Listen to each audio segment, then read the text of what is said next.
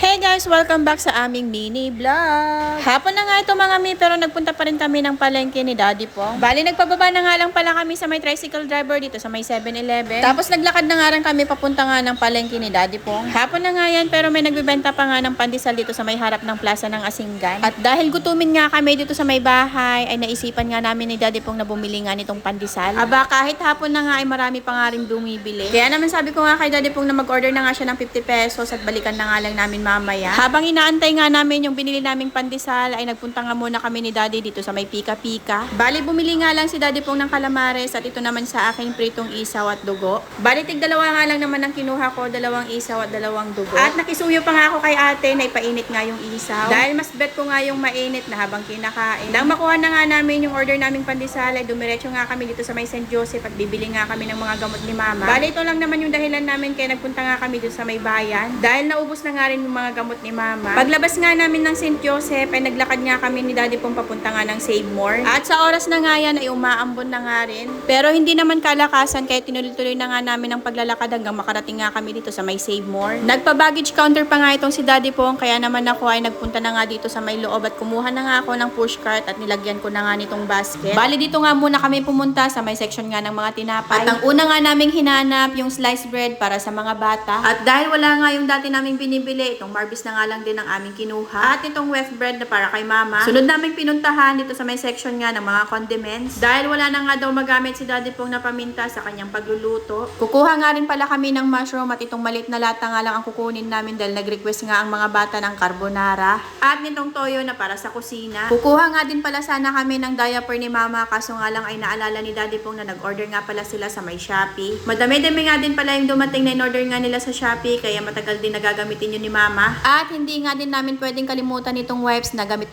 ni Mama. Pinag-isipan pa nga ni Daddy Pong kung dalawa nga ang kanyang kukunin kaso nga lang ay may stock pa nga sa bahay. At naalala ko nga na nabasag nga pala ni Daddy Pong yung roll-on ng efficacent na ginagamit ko nga tuwing masakit ang aking ulo. Naglagay nga din pala ako dito sa may basket ng all-purpose flour dahil may paggagamitan nga ako niya. At nitong cheese whiz na palaman dahil nagsawa na nga sila sa peanut butter na palaman sa bahay. Sa oras na nga yan ay nakapila na nga ako at nagpila nga din dito si Daddy Pong sa kabila para kung sino nga daw ang mas mauna ay doon nga kami magbabayad. Mas mabilis nga ang usad ng pila sa kabila kaya pinunta ko na nga itong pushcart kay Daddy Pong para doon na nga kami magbabayad. Bali siya na nga rin pala ang susunod na magbabayad at mabuti na nga lang din talaga at pumila nga siya dito. Hindi pa nga tumitila yung ulan kaya naman nagstay nga muna kami dito sa may waiting area. Aba, tingnan nyo nga itong si Daddy Pong talaga namang lemon is life. Dumaan pa nga kami dito sa may loob nga ng palengke dahil bibilhan pa nga namin ng prutas yung dalawang bata. Malakas pa nga rin ang ulan pero kailangan na nga namin umuwi sa bahay. So ayun lang mga mi for today's mini vlog. Thank you for watching. God bless. Bye-bye!